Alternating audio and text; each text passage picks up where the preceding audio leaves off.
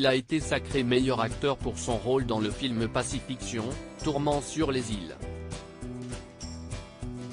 Lors de la dernière cérémonie des Césars, qui a pris place sur la scène de l'Olympia de Paris le 24 février dernier, Benoît Magimel est reparti en soulevant son trophée. Autant dire que la tournée promotionnelle, dans le cadre du long métrage signé Albert Serra, est loin d'être terminée.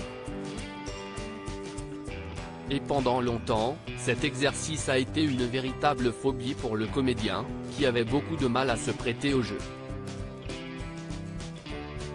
Cette aversion lui avait valu le curieux surnom de Prince du Silence, comme Benoît Magimel l'a rappelé dans Totémique, le podcast de France Inter. Maintenant je parle beaucoup plus facilement, parce que j'ai fait un tour de piste quand même, a-t-il assuré.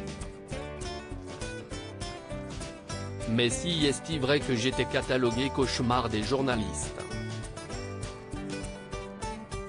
Parce qu'à chaque fois on me posait des questions, et je disais ça ne vous regarde pas. Naturellement, ça me faisait bizarre de me livrer à des gens que je ne connaissais pas. Et puis quand on vous pose des questions que vous ne vous posez absolument pas, si est-il très curieux.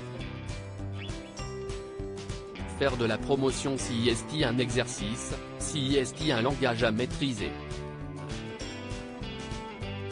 J'étais admiratif des gens qui donnaient l'impression de se livrer et qui ne disaient rien. J'ai considéré que c'était un abus aujourd'hui, si est-il sans mal qu'il se livre sur son quotidien de papa, sa vie avec Margot Pelletier ou encore sa relation passée avec Juliette Binoche. Ses amours, ses emmerdes. Benoît Magimel a longtemps préféré les garder pour lui. Et pour cause. Je vais vous dire la vérité, quand j'avais 13 ans, j'adorais me livrer, a-t-il avoué. J'adorais raconter des choses sur moi parce que j'en rajoutais un peu et que les gens me regardaient avec des grands yeux. Mais je me suis livré avec un ou deux réalisateurs et je ne les ai pas revus après. Et je me suis dit, ils te font parler et ils utilisent ces choses personnelles à leur intérêt, pour faire leurs films, pour écrire des rôles. Et je trouvais ça très dérangeant.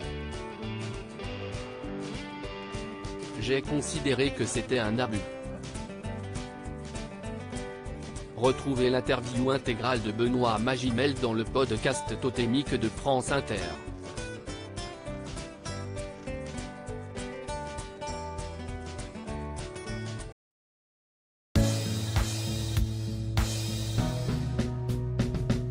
But there's all times through the rough times I